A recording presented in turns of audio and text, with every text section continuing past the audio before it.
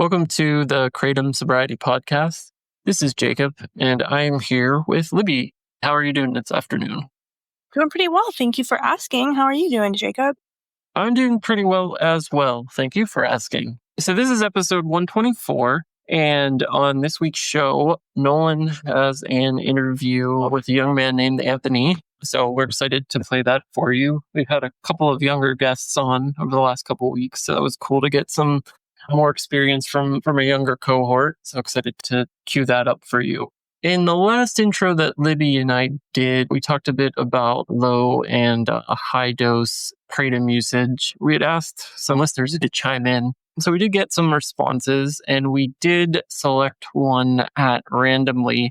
So congrats to our listener A, who wrote in and said the following about their experience with both high and low dose kratom usage. So they had said, I used once a day, ranging from 5 grams per day to 15 grams per day in leaf form. I would say that range is exactly the difference between stimulating and sedative. I would start my usage at 5 grams per day for a bit of a buzz and help with cleaning the house. As my use increased due to tolerance, it would get more and more sedative until at the 15 grams per day point, it would almost be all sedative and not stimulating at all. Your podcast helped me tremendously, along with the Kratom Quitters group. My story is very mundane, low usage, no crazy rock bottoms or interesting quit strategies, but it has been a struggle and a long one at that. Thank you so much for responding in with that response. Please let us know your charity of choice, and we'll go ahead and make a $20 donation on your behalf. Yeah, anytime anybody has any feedback or questions, feel free to contact us via email or our website or social media. We always love to hear from listeners. All right, so maybe a bit of a longer intro today, but wanted to get that out of the way. So our main topic was we were going to talk a little bit about experiences in various kind of phases in recovery. So both Libby and I have a little bit of time away from kratom. So we're going to chat a bit about kind of our personal experiences at both the 30, 60, 90, and 180 day mark, which would be the half year market there.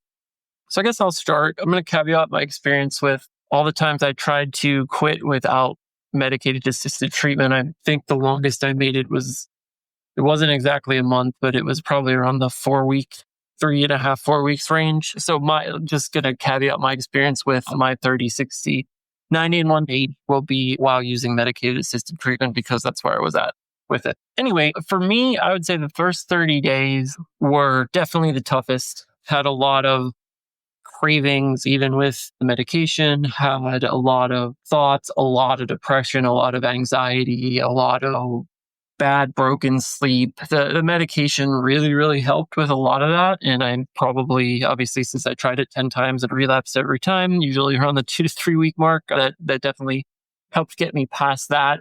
But I still had a lot of that funky stuff and all that. It got better in between, I would say, the 30 and 60 days. A lot of my depression lifted. The anxiety mostly went away. The cravings got less and less. I started to feel more and more like I would say I felt before I started using kratom, and definitely had a bit of a pain cloud too there, because once I got to the 90-day range and even further out into the 180-day range, that's when real life kind of caught up with me, I would say. And I had a lot of ups and downs with just going to therapy and actually starting to deal with some of the things that led me to years and years of addiction and all of that. But definitely the cravings is the thing I said that it has gone less and less and less. It's also changed a bit. At first it was like without medication too. It was like, just this constant screaming for kratom every 5 minutes. But now it's very rare, and the thoughts are a bit different and a lot easier to deal with. So that's kind of been my experience. Curious to hear yours, Libby. Yeah, first of all, it's interesting to me that you were still experiencing cravings on the medicated assisted treatment. And yeah, that would be really challenging for me if I was taking medication specifically for that purpose and it wasn't working. I don't know. That would be really challenging. Yeah. So. Yeah, I'll let you speak about your experience, and I can talk a little bit more about that. Yeah, for sure. I would say that I definitely had a different trajectory than potentially a lot of people, just because I had used Ibogaine to get off of kratom. But I would say the 30-day mark I was really grateful to have been alleviated from the habit, and I was very much still getting my sea legs. Like, life did not feel real to me. And there were still thought patterns that would arise, like, oh, it's time to dose, or like not really connected to cravings, but just like I had structured my day around kratom. So for those to just disappear like that, it was really interesting. The first 30 days was really just like trying to orient myself to real life. I would say 60 days in, I was definitely not feeling like any of the fatigue anymore. I was starting to feel like myself, and I was starting to get into regular habits again, like working out and things like that, like really starting to build my life and structure. And by like 90 days, I was like, my life had really come back together. I was feeling really solid in my life, really not experiencing any kinds of cravings or anything like that, feeling really good, ready to go back to school and start doing new things and structuring my life the way I've always envisioned it. And then I think like at 120 days and onward, I actually started feeling more cravings and just noticing, when real life hit, where my habits to like want to use would come up. Yeah. The real work began at like 4 or 5 months. So Yeah. I really related to you saying that, like where it almost felt like a reemergence of addiction mindset. Yeah, it really did for me too. It was almost like thinking about and starting to get into trauma and things that ultimately contributed to addiction can open some of those wounds, and your reflex can be your coping mechanism, which was your drug of choice, and in this case, kratom.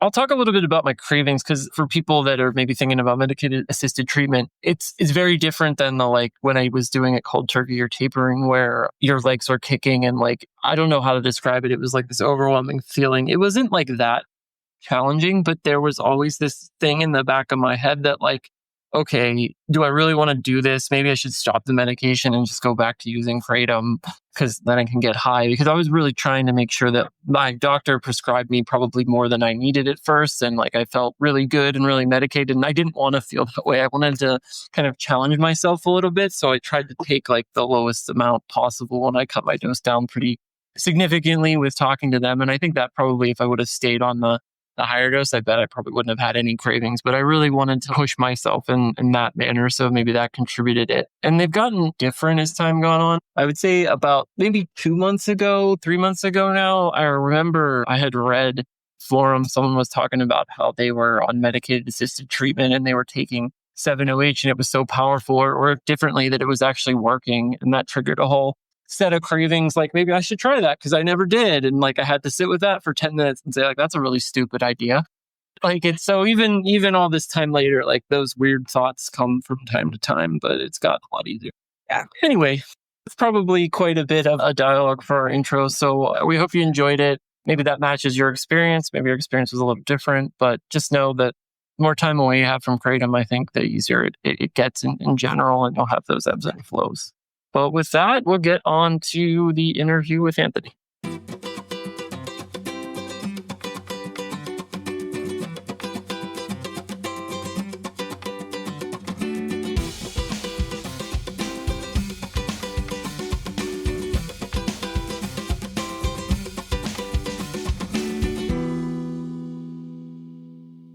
Anthony, welcome to the Kratom Sobriety Podcast. It's great to have you on. I know we've got a lot to get through today, and you mentioned that you had a unique role in the kratom industry, it seems like. So how would you introduce yourself? My name is Anthony. I'm in Illinois. I was 16 years old the first time I ever had it. I live with 6 other siblings, a very wealthy life. My dad has made a lot of money. So I'd say the basics. Great. So how were you first introduced to it? You said you started pretty young. Was it a friend that was using it? Did you stumble across it? How did that happen? It was my dad, actually. Growing up, it was my parents, and it was like, don't do drugs, don't do anything, don't drink alcohol, the whole, like the usual. Our whole family is super into health. So like, we don't go to the doctor. We're anti-vax. We're really deep into it. Like, we don't even use sunscreen. So every herbalist or natural option there is, we'll take. So one day my dad just came back. He came to the house and he has one of the blue bottles and he has the case and he's like, yo, these are great. And he set some on the table and you can have one if you want. And I was 16 at the time. Actually, I might have been even 15. And I've never had something that changed my mind ever. I mean, not even caffeine didn't even do it. I never drank alcohol. So this is the first thing I ever took that any substance that made me feel good ever. And I remember taking it and just going into my room and I was kind of like, I was sitting on my bed and I was like, whoa, this is pretty wild. I'm feeling something. And then in my head, I'm like, I'm reading the label in the box and it's like, yeah, natural, all natural, everything's fine. And it's coming from inside my family. It wasn't I was like at a party and someone's like, hey, take a bump. I don't do any of that. So there was a lot of trust there. But yeah. So it came from a trustworthy person. And the second it wore off, it was just like, okay, this is like a huge like plus to life. That's how it's just like a boost. And it's like, there's no cons. So, and originally when the blue bottles first came out, they labeled it as just kava, right? Or they didn't show that it was kava and kratom, which is kava, very deceiving of the brand. And so I just started looking into kava and I started going super deep into it and figuring out everything and how, if it's healthy or not, and the whole why kava had a bad reputation and like the 19 or whatever, and then like how to do it correctly. So I ordered a bag of the kava root, got the strainer, and I mixed it with a little bit of some oil because the kava lactones, they get absorbed, they're fat soluble. And I remember being with my buddies and I'm like, guys, like this is just alcohol, but healthy for you. That's how I explained it to them. Like, just think about that. And so we drank it and I had it and I'm like, this is not what the blue bottles felt like. Like, this is nice, but this isn't what, like, I'm not getting that euphoria. I'm not getting that hit. But I mean, the kava was great. Then I started looking into kratom and then I'm looking at all of the strains, the yellow, the painkiller, the stimulant, how at 2 grams it's a stimulant and at 5 grams it gets you sedated and relaxed. And it's all fascinating to me and it just really hooked me in. At this point, there wasn't like an urge. There was no addiction. There was no nothing. So it was a full year actually where I used it in moderation. There was no problem. It was fine. I still found, I mean, there was like a point, maybe I had like 10 in that month. I had a draw to it and I just really wanted it, but I wouldn't. And that was kind of like a red flag. But for the most part, I used it correctly. So it seems like you had a lot of self-control, especially using it so young. Because I know at that age, I'm not all that much older, but knowing what I was like at that age, I don't think I would have known the difference. So what was it that led you to use it in moderation? Was it your research? Was it your family? Was it? So when I was like 11, I was fat, chubby. I would isolate myself. I wouldn't know how to talk and socialize to people. I was staying in my comfort zone.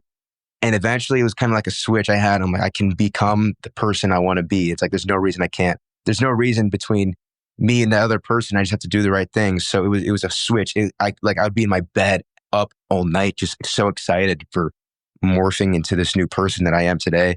So like 6 months later, I got super jacked and big, and I was extremely disciplined. I was doing 2 hours of meditation every day. I was eating healthy. I was doing ice baths. I was doing sauna.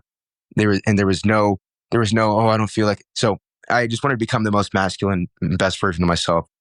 And I built this amazing foundation. So that's what helped me stay not addicted for the first year. But after the first year, so like we didn't have that much access to blue bottles because it was just like my dad would get every month and he'd just give me one every once in a while. So I'm like, okay, I want my own supply. So I ordered that was the best brand for it, 100%. I remember like the first time I had the couple pills, it wasn't even that good. I was like, this feels weird. I don't like it. Then I kept on using it. Then I was getting euphoric. I'm like, oh, this is pretty nice. And then I remember the actual time where it's like, this is a great herb. In my head at the time, it was herb. It's like, if this is used correctly in moderation, this would be great for me. That was what kept me going. As long as I didn't take it every single day and I was keeping it to like 3 times a week and not getting withdrawals or anything, it's like, okay, this will be all right. But I have a high tolerance to everything. So like alcohol, just you name it. For me, I would have around 4 to 5 grams to get that stimulant effect. And mind you, I did a bunch of research into it. I was printing out studies after study after study, putting in my folders, going to school. annotating it. And I knew the in and out of kratom and kava and how they worked and where it becomes toxic. So for kratom, around 5 grams is when the alkaloids start to become hepotoxic in the liver. So I was keeping it below that. So I remember just being in my bathroom one day. I downed it, was laying in my bed on my phone, and then it was just like, holy shit, this feels amazing. So like when I wake up, dude, it's either are you gonna win the day or you're gonna lose the day. I'm gonna get up, I'm gonna work out, I'm gonna do my ice bath, I'm gonna eat, or wake up, you can fucking jerk off and just deplete your dopamine system. And 2 totally different ways of life. Kratom completely derailed me from my lifestyle that I was living of this disciplined, hard masculine man of instant gratification and long-term gratification. I was building off of long-term gratification. This short pleasure-seeking version of me just started to take over. It's like, why would I didn't have to work out. I didn't have to do any of that to get the feeling. So I would just take it first thing in the morning, just go in my bed and do whatever I want. Like, it didn't matter. I felt great. I wasn't quite addicted yet. So we'll fast forward a little bit more. I ordered a big batch, maybe like 200 grams, and I would go through it. I went through it in like a month, and I had it every single day for I think it was a month straight. So you're on powder now? Yeah, this is powder. Then I ran out, and then I remember going to bed that night, and I didn't really fall asleep, and I was having restless legs, and I've never felt anything like that before. It wasn't that bad. I was extremely dopamine depleted, and it only lasted like 2 days. And I realized after, I'm like, oh shit, that was withdrawals. So I didn't order it for like 6 months. 6 months goes by, ordered again. I have it. I got my friends to do it. And then there's my buddy of mine. I was always like preaching. I was always talking to all my friends about kava-kratom. I'm like, dude, this is great. Use it in moderation. You don't have to drink. Don't even drink alcohol. Like this is a gift from God. I would say stuff like that. I was like, kratom saves lives. And I still think that, but I was so preachy about it. Then I give my buddy some, his first time trying it. He loved it. Just great. He's so motivated. And at that second, he's like, Anthony, everything about kratom, what the best, I was also into nootropics and everything. He's like, you can make the best drink, right? I'm like, yeah, actually I could. Like I could make the best drink ever. Like it would be the best tonic there is possible, better than the blue bottles. So your goal was to start your own business and your own company manufacturing kratom kava tonics in your own bottles? Yep. Well, the main goal was to get rich. So on top of trying to be like this masculine figure and everything, part of that is developing wealth and financial freedom. So yes, being an entrepreneur was like mandatory. So I had to start a business. It was just picking which one would it be. This just so happened to be something that I was extremely educated on and knew how it worked and how the market was. And then my friend is the one that just like jump started it. He even funded the whole thing. So like we went on the computer. I ordered all the ingredients we needed. Now this is where I started to get addicted. Everything comes. I ordered the kratom leaf. So you get the stem and the leaf. I would take that. So think about this. I'm taking like the whole kratom tree. I'm turning it down. I'm blending it up. I'm putting it into an instant pot, putting 4 cups of water with lemon juice to extract more alkaloids so it'd be more effective. Letting it sit for 8 hours, pressure cooking, pouring it out into a cup. This is where I got addicted. When the first time I drank that cup, just completely, I thought, I'm like, I made the best. Nothing's going to beat this. This is amazing. I thought I was doing something great because I was like, I'm getting the most effects possibly in the natural way and getting a better and better high. But it's like, there's a reason kratom is like that at the lower dosages. Like people back in Southeast Asia just put it in their lip and they put it in for 2 minutes and they spit it out. There's a reason you're not supposed to get that high from it. I was just making it like heroin, basically. And there's a reason I would stay away from extracts. Extracts are extremely dangerous. It's not natural at all. Guys, no one ever go to extracts. That is the worst thing you could do. At that point, it's not even kratom anymore. You're just taking 2 painkiller molecules straight, mixed with alcohol too. Extremely liver toxic, and the withdrawals are brutal. So I would stay away from that. And that was the reason I didn't go with extracts. It's the reason I made my own type, one in the middle. Kratom concentrate is what I called it. So you called it kratom concentrate. Did you ever end up getting it to market?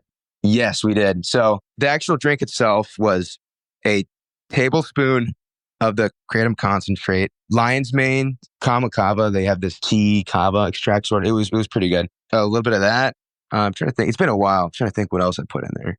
Rhodiola, pineapple juice, just everything to get the effects more. Because I know lion's mane is supposed to have cognitive and mental benefits. Yeah, it helps with neuroplasticity and kind of a stimulating effect. When you mix lion's mane with kava and you mix it together well and you have it, there is a noticeable big jump in effects.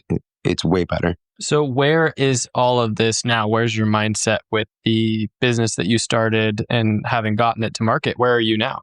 Yeah, so I'm getting there. So we got the LLC, we got the packaging. The drink was called Zeus Piss. So our label, it was the perfect product ever, dude. We worked so hard on it, and we couldn't be happier. But ever since I made the concentrate and I had that cup, that high, it was never the same again. It was like I had it like 5 days in a row, and then I stopped the 5th day, and man, the withdrawals were brutal. After 5 days, they were just brutal. And so for the next like 3 or 4 months, I had to keep on drinking it to be a normal person, just to function. I wasn't even getting high anymore. So how often were you taking it throughout the day, and how much would you say you were taking? The concentrate was around 150 grams of kratom leaf. And then we convert that over to 4 cups of water. And I would have 1 cup of it. And I would have that first thing when I woke up, middle of the day, end of the day. Wow. To be normal. So like this is the equivalent to like 40 grams of powder, basically. It's definitely a lot. So how long have you been off of it? Or are you still using it? Or are you trying to quit? Or where are you with that? I've been clean for like 4 months now, but relapsing I'm just ironing it out. The relapsing is pissing me off, dude. It's really not easy. And I can tell you that it only gets easier. I was using about over 30 grams of powdered kratom a day. It's tough to get past the first couple months, that's for sure, because your addicted brain is essentially trying to convince you what's best for it, and your autonomy has kind of been ripped away from you. Oh yeah. So you have to completely recenter yourself and find that willpower to push you past that 4 months into 6 months, 8 months. And now after you're clean, I haven't had a single thought about it in months. So you're doing a great job. Great for you. And keep on with it, because it's so important. You're going to thank yourself so much. Yeah, but would you say there was a moment for you when you thought maybe, man, this stuff is much more than it's made out to be by popular kava-kratom tonic brands or anything like that? Yeah, I would say about 2 months into my addiction, when I didn't have it one day, and I was just taking a shower, and the withdrawals kicked in, and it was just this. You mean how it feels? It feels like a trap door is right underneath you, and it's about to drop. And your body's twitching, and you feel this haze over you, and there's needles over your body, and your stomach's twisting, and you feel really weak, and there's no motivation to do anything. Your serotonin and your dopamine are just gone. They don't exist. You're on the verge of tears. You're shaking. You're mineral deficient. Your eyes are sunken in. Your face is gray. It goes on forever. That was really bad, and that I thought to myself, I'm like, I'm gonna have to be on this the rest of my life. I was like, there's no way I can get to. That's actually the exact thought I had. Yeah, I'm right with you. There does kind of come a point when you say, man, I would rather just be on this for the rest of my life than get off of it. Sometimes knowing what it's like, but now that you've been clean for about 4 months, because you did reference a lot about self-growth, personal growth, wanting to be a better, you said more masculine man, trying to accumulate wealth. Would you say that your drive to be those things and do those things is more intense off of kratom? And did you feel like kratom made you into a lazier person? How would you describe it? Yeah, so kratom made me be okay with being a fucking pussy, basically. Like potheads are smoking weed and they have their pizza, they're playing video games. That's a good day for them. For me, that's a horrible day when I'm sober. If I live like that, and at the end of the day, I'm depressed and I'm anxious because I knew what I could have done, and now I'm not going to be as good as I could have been because I wasted the day. Made me worse. Obviously, that depends, because at lower doses, it was stimulant. It would be more motivated. When it got in the sedation effects, which is what I love the most, and I love being sedated, nodding off, and watching videos on my phone, and the day would just be gone. It's easy for the day to disappear, man. You get in your bed, you take the kratom and then 3 hours later, you don't remember what you watched or Yep. the quality of what you None of it watched. I mattered. remember watching. None of it mattered. I remember watching like the entirety of Battlestar Galactica and not remembering anything about it. Yeah, Anything at all. Yeah, and it's you don't appreciate art as much as something I noticed. Did you have any experiences with music while you were on kratom and coming off of it? Because that was one of the most powerful things for me. Really? Was it like you loved the music? Oh yeah, coming off of kratom was when music started to be amazing again, and it's something that a lot of people. Yeah. So, what was your experience with that? Yeah, you just nailed it. I kind of want to go bit by bit here, like, because that was like 25% of the story, but I'll jump a little bit. Yeah, I remember when I got off and I was driving my car. I was on like around day 4 during the withdrawal. I wouldn't even listen to music, so there was no enjoyment in it. And I remember I played my favorite song, and I'm driving to the highway, and the beat drop goes off, and I just felt something. Felt like the light at the end of the tunnel, and that just lit me up. It turned it all the way up, and I could have started crying right there. Just music is huge, dude. Oh, that's amazing. Music was like a gauge of just like where I'm at mentally. It just it just gave me that motivation so much. That's awesome. You get tingles in your spine. It's the best feeling ever. Makes you want to Such a good cry, feeling. and that's so special. Yeah, reason to live. Sentimental value to it, dude. Yeah.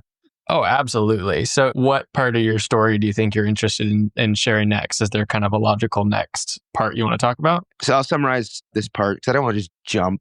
Yeah. But yeah, I went to rehab. I got addicted. Everyone in my family found out. Business got shut down. There's a company next, same. I think they're called like, people probably heard of them.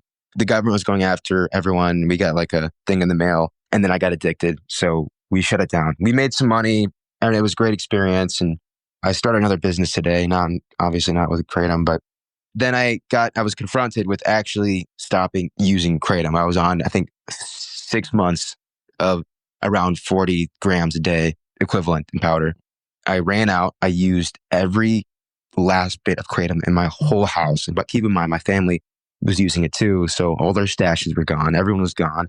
They're just like, what the fuck's wrong with you? What's going on? Like, you're addicted, dude. And I'm like, no, I'm not. Like, oh, it was horrible. Just with the family, that was such a horrible feeling. It was the most guilt I've ever felt.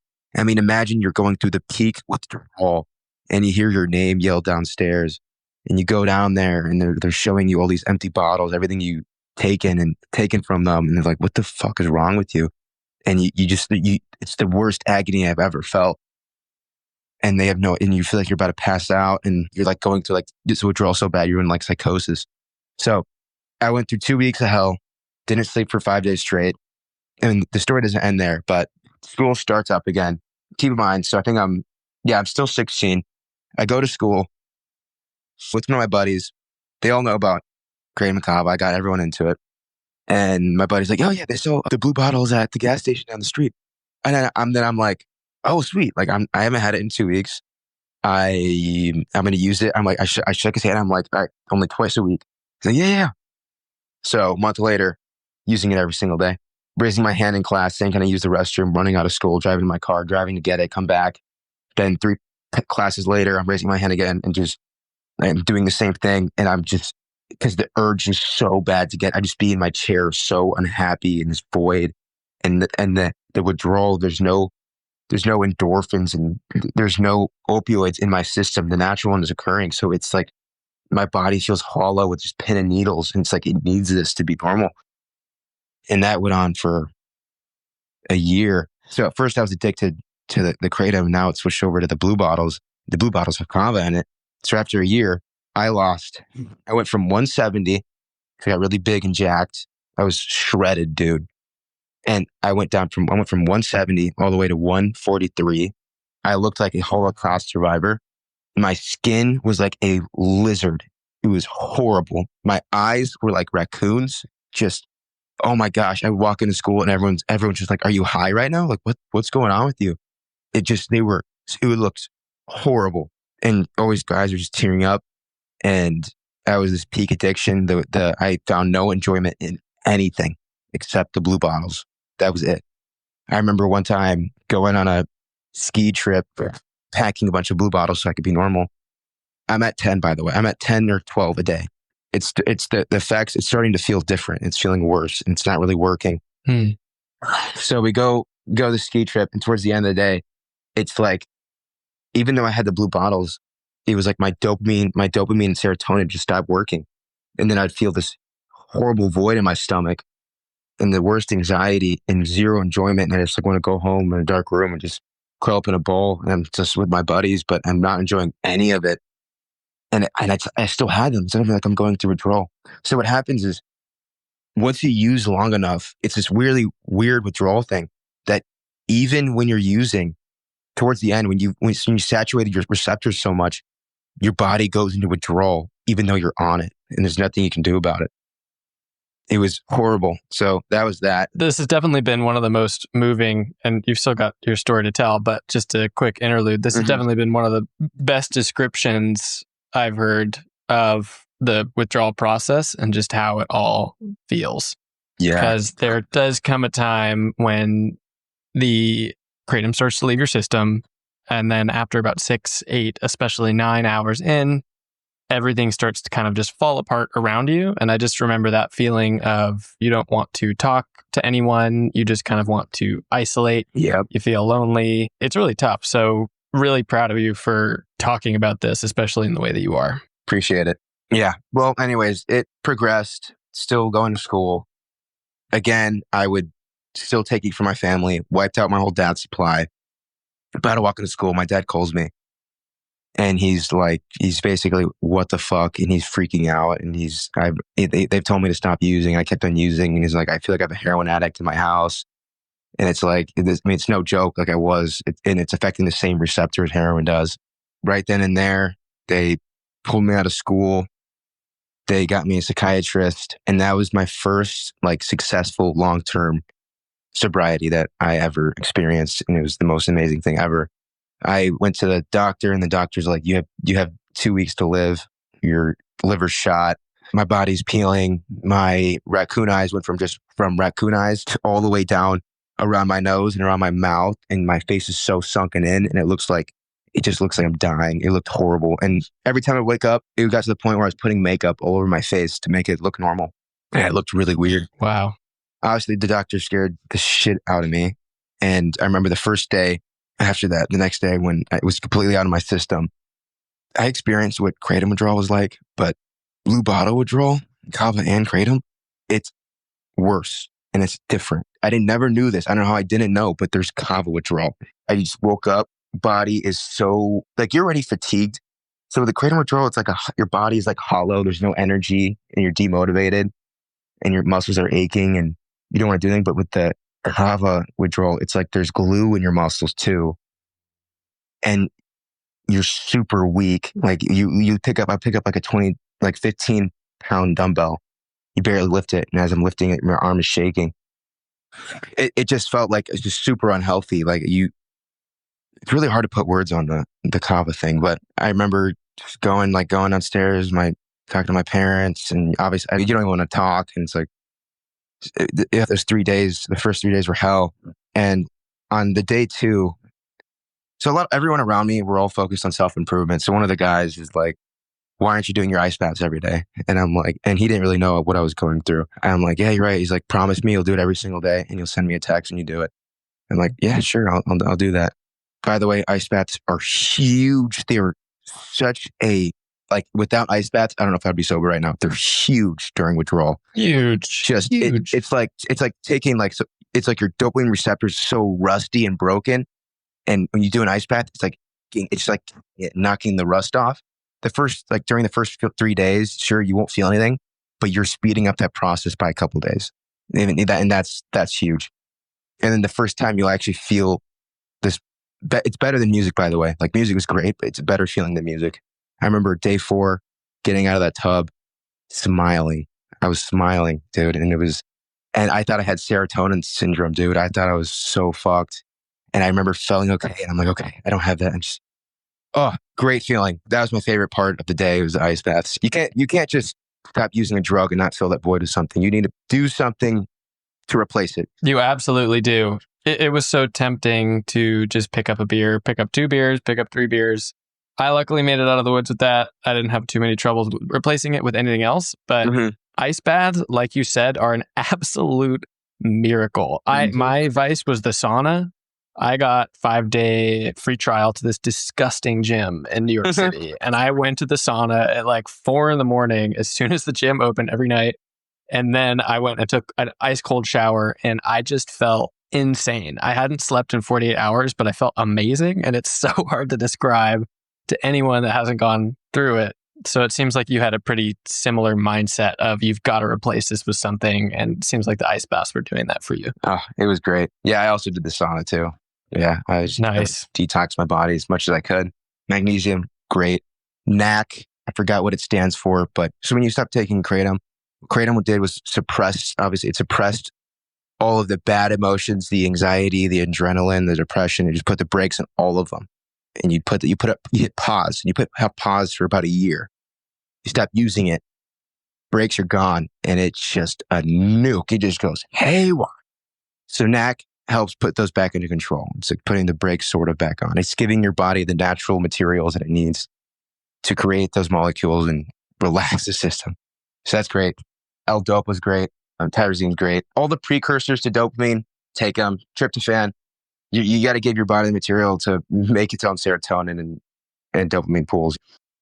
It was 100 days clean. The 100 days, they were the happiest days of my life. I was waking up every day, looking at the sun, crying and just smiling, and just everyone's around me is like, "Why you're so happy?" And it was like I'm kind of thankful for this addiction. Like I feel like I'm the happiest man alive. Like I'd be in class and I'm just smiling. It's like these people are like sober and they're like just having like a bad day. It's like I can't have a bad day. Like this is amazing. Like I got to feel like this all the time. Like, and it's crazy because I haven't felt normal in almost like 2 years. And it's like even the high off of the drug was you're supposedly high. That high wasn't even close to normal dopamine baseline anymore. And I hadn't experienced that in so long. So that was great. Your friends would come up to you and you're like, "Why are you so happy?" Like, 100-day streak of happiness, dude. And that's like the biggest when you're sobering up is like, I'm never gonna be happy again. Like it's not even worth it. I want to keep using this drug. And just when you start feeling it again, oh my gosh, dude, I just can't even explain the way it feels. So life just amazing. It opens up, doesn't it? There's a huge vitality that comes with it and it's irreplaceable. It's a kind of closeness to life is how I describe it, and a closeness to that feeling of ultimate vitality that you get with being off of it. Oh yeah. So did you find that feeling of being just kind of sitting in class, just smiling your ass off? Did you find that which doesn't happen a lot, but did you find that was consistent, or did you find that it tapered off a bit the longer you went on and you adjusted to normal? How did that? It was consistent. Wow. I'm the happiest man alive right now. It was consistent. But those 100 days didn't last forever. So I went to my buddy's house one day cooking steaks. Remember when they switched to black caps? Yes. Yeah. So we went to the gas station and they grabbed the black ones and like, "Wait, you can still have kava, right?" And I'm just like, "Yeah, it's fine." And then they grabbed the white cap and then we down it and I look at the label and it was kava and kratom. I'm like, no way. Like there's no way. And then that big barrier I built when I almost died, it's just gone. It was like, once you have it once, it's like, oh, I'll just do it again. But I mean, it took me like a month or two to have it again. But I'm like, "Bro, I'll be fine. Don't worry about it. Like, I have no urge or whatever." And then 2 or 3 months later, it was like the monster was awakened again. And I was talking to my friends and then just it was a switch in my head. And it's like, you need it now. Go get it. And then I relapsed and I was on a couple months. And ever since then, it's kind of been on, off, on, off, on, off, on, off. Like, I think it's been like a year where it's just like sober and then I'll have it for like a week straight. And then I'll be sober for 2-3 weeks. And then I'll relapse. But what caused the continuation of the relapses was for people that used and abused kratom, same thing with heroin addicts, any opioid addict. Once you get off their drug, there's a thing you experience called anhedonia. And it's like the absence of joy. It's like a slingshot. It shoots you all the way back to day one of withdrawal. And it comes out of nowhere. So I remember 60 days, I relapsed, then I got off again. And there was like 60 days clean. And I was in my house and I'm on the computer and my body starts shaking. and I start panicking. I'm like, what is going on? And it felt just like withdrawal, and it lasted 2 days, no sleep again. And I don't know why, but your testosterone plummets. It's like your testosterone just turns off for 2 days, 3 days. It was so whack. And I still have anhedonia to this day. I'm still white knuckling it to this day. And it's just something to keep on abstaining from. And it slowly goes away. And it's just crazy to think that it's all from kratom. Then the same thing happens to fentanyl users and heroin users when they get off. It's absolutely mind-blowing talking to people that have been addicted to, air quotes, using my hands here, even if you can't see it, harder substances. Talking to them and listening to how similar, if not the same, their experiences are when they're getting off of kratom is insane to me. It is insane to me. It really seems like you have been through the 8,000 stages and many, many different types of withdrawals and phases and relapses. And it seems like it's been kind of exhausting for you. So what are you doing to help yourself with that internal struggle? What's your mindset now? You have to win the day every single day. So if I don't do the things I do, like the working out and the ice baths and the way I eat in my social life, and if I don't work on that, especially with my relationship with God, if I don't do any of that, I'm more likely to relapse that day. So it's just keeping those good days going. It's like, if you're going to live a sober life, you have to live a good one, or else there's no point in living it. You can't settle for mediocrity. You can't. Earlier on in the episode, you mentioned that you were meditating 2 hours a day. Oh, meditation's huge. It's absolutely huge. So I love meditating. I'm huge into meditation. It's great. And the benefits are insane. There was a study that came out, and a couple scientists put a bunch of Zen Buddhists in MRI machines just to see what would happen. And of course, the results were pretty amazing. The area of their brain that was responsible for like mental acuity, focus, stress reduction, all of that, way down to the floor. Yeah. But during withdrawals, meditating, in my experience, is a really, really tough thing to get a handle on. So what's your experience with that? I would try, but when you're meditating and you're focusing on the inside and you close your eyes, and the whole point is to forget about, it's to control our flesh, or that our body wants to get up and go and just do this and do that. But you're saying you're denying the flesh and you're thinking inwards and you're going somewhere else in your head. That's really hard to do during withdrawal. When you close your eyes, you're trying to go inside and your body's shaking and it's tweaking, and you keep jerking your leg every 2 seconds, and it snaps you back out. It snaps you out of it every like 3 seconds. So I tried like 1 or 2, but dude, it just didn't do anything. Yeah, it didn't do it. It couldn't handle it. Get it to work, dude. No, I get it. I was there too. I'd sit down and just go, no way. No, I'm getting up. I'm getting up. I can't do it. Yeah. Brutal. Yeah, but one of the mindsets I love that you are big into talking about, it's kind of like, okay, the castle's on fire. The village is being raided. I need to stand up for myself, and I need to make shit happen, and I need to make it happen now. Yeah. And it's kind of just that mentality of taking your life back and improving yourself, even if it's one step at a time. Like you talk about making the day matter, right? Like win the day. Even if it's just one step at a time, don't try and do it all at once. But I think there's a hugely underappreciated aspect of forgiveness involved, especially forgiving yourself. So it's easy to get up every single day and just totally kick yourself and stab yourself with an imaginary sword going, I hate myself. I hate the fact that I've been addicted, and I hate the fact that I'm independent. But at the end of the day, that kind of thought pattern is, I think, sometimes harmful. At least it's a form of kind of mental harm. So the more you can kind of forgive yourself, but keep up with that, the village is on fire attitude, I think the better. Great point. I feel like everyone, this culture, everyone is reacting to life. They're just letting life do whatever it wants to them, whereas not creating it. And that's just how it is. No one's like conscious. Everyone's sleeping. Like that's what it feels like. Yeah. I think you've got a great mindset. So I know entrepreneurs are a special breed. It's kind of you get up and you go, man, I have to make this work somehow. Yeah. So you said that you're starting another business. Is that one of the things that you like to do to kind of keep your mind off the cravings? What's your life look like? What's your forecast for the next couple months in terms of hobbies, business? For me, I'm still in school, so I'm focusing on that a lot, applying to colleges. And Saturdays and Sundays, I have a skincare product. It's called Serenity, sea moss in it that you put on your face. And we created it. The next step is just marketing. So that's great. Some other side gigs like flipping cars. And then got a girlfriend. That helps a lot. Getting another source of like happiness, dude, helps so much. Oh, that's awesome. Like the support. I'm telling you, I would say social life is huge. Building the best relationships possible. And like if I reflected like over the past 5 years, I've developed the best friendships anyone could have and the best relationship with this girl that I met. And it's just your relationships are only as deep as the conversations you have with them. It's that simple. That's a really good quote. That's quotable. Do you find that having those support systems in place helped when you were quitting? Yeah, that was part of it. My family was huge. They're always there. They helped me a lot through it.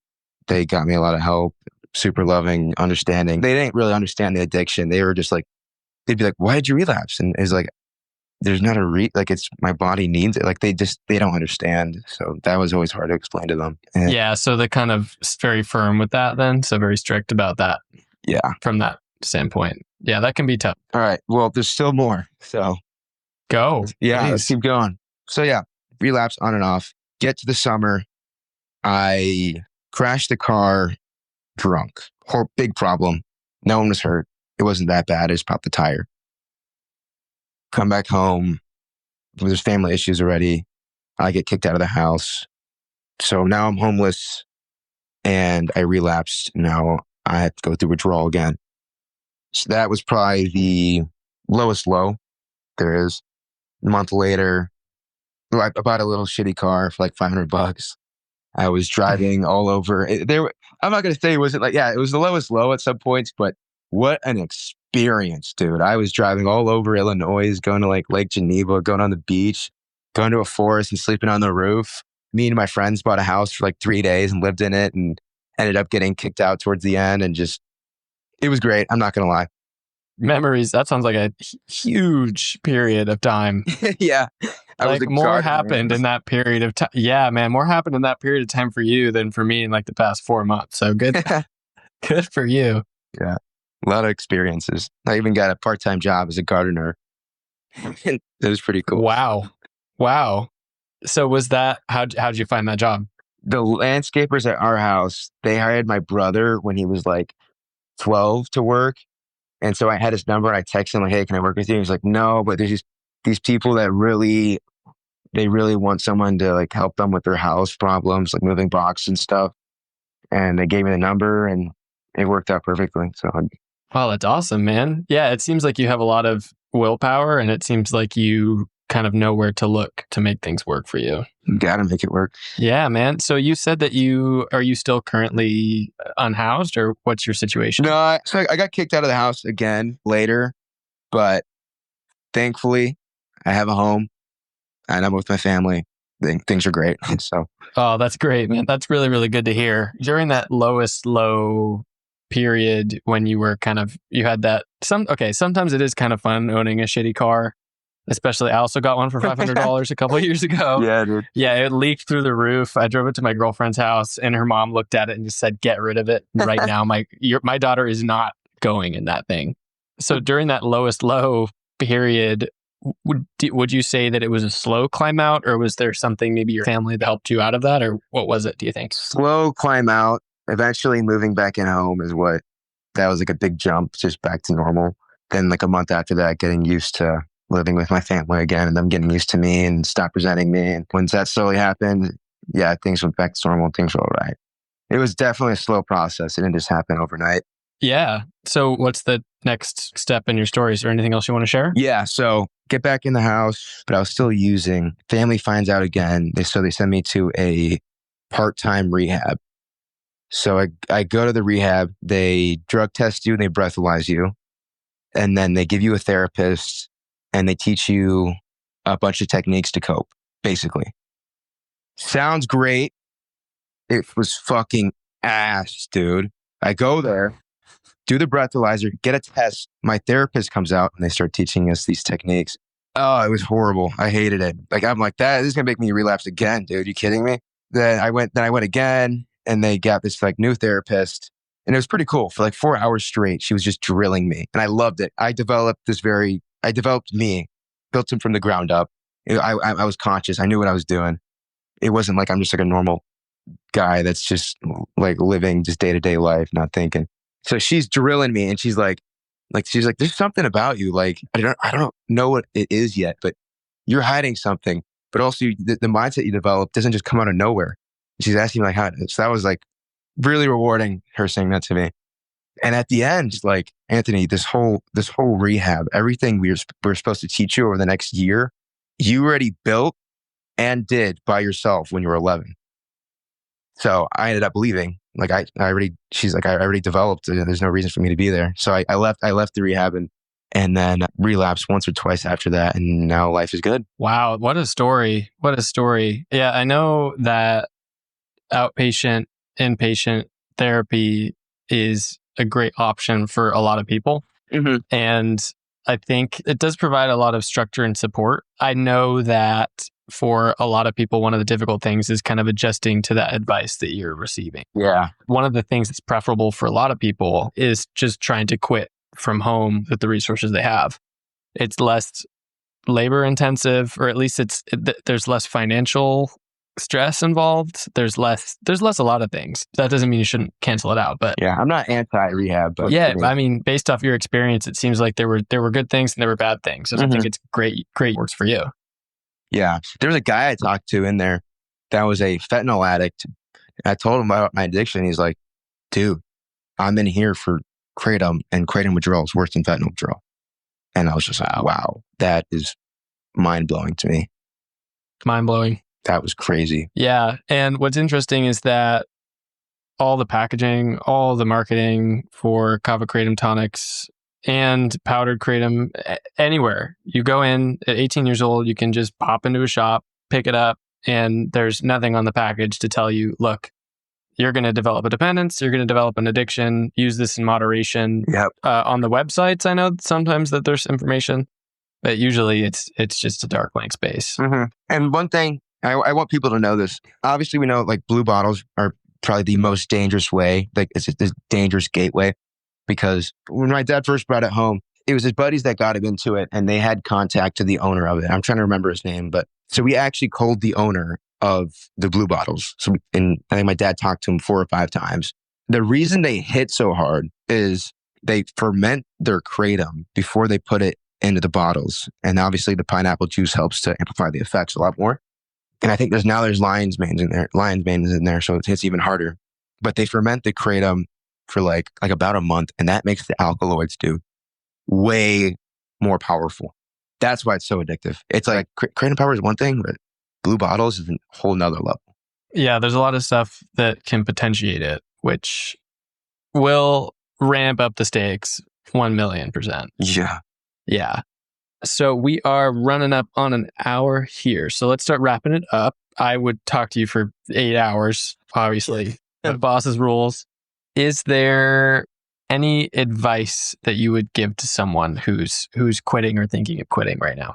Yeah. When you're about to quit, that you're about to go into withdrawal, and you're in the first day, and there's no hope, there's no anything. Your brain is totally wiped. You're brain dead, and you think your whole life is over, and you're so out of control that if you look at your homework that you have to do, that your body starts shaking. You can't do anything.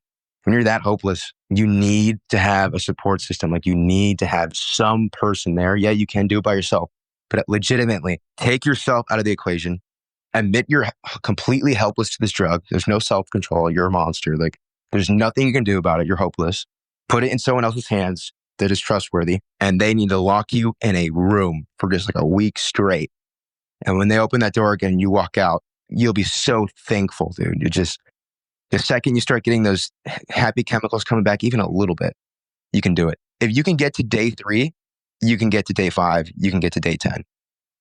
I would say the first, depending on how long you've been using, it's just day 3 is when it's like, okay, like I felt a little something. Like that song sounded really good, or that ice bath, I felt this little light at the end of the tunnel, and it only gets better and better and better and better and better. Couple random things I learned going through withdrawal a couple hundred times, probably 300 times. long-term sobriety is obviously the key here. When you stop using and you live that life of pleasure, instant gratification, and you get off, you can't keep on living it. You have to switch. You have to switch your lifestyle completely to something that's more fulfilling. That's a dopaminergic lifestyle. You want to live a happy lifestyle, serotonin-based. Dopamine down-regulates serotonin. The pleasure chemical gets rid of happiness, literally. So when you're living pleasure, and this is even when you're sober, you doom scroll every single day, it still applies to you. You're making your body more anxious, more depressed, more stressed, and overall, you're not going to be happy. So it's a complete switch. I'm telling you, get rid of your phone, get rid of technology, get rid of blue light, get in the sun, eat whole foods, make sure you're not mineral deficient. Even like a month of that, it's life-changing. You got to switch your lifestyle. You can't keep living a pleasure-based hit after hit after hit, because that's not going to go anywhere. That's going to just lead to suicide. That's really good advice. It's nice hearing so much about it. And I think it probably helped coming from not only your own research, but I know you grew up in a very health conscious family, especially one that believes in holistic medicine. So my family, obviously, I've got cabinets full of supplements downstairs. I know the routine. Yeah. Yeah. So it's great being informed. Is there anything else you'd like to leave us with as we wrap up? I think that's it.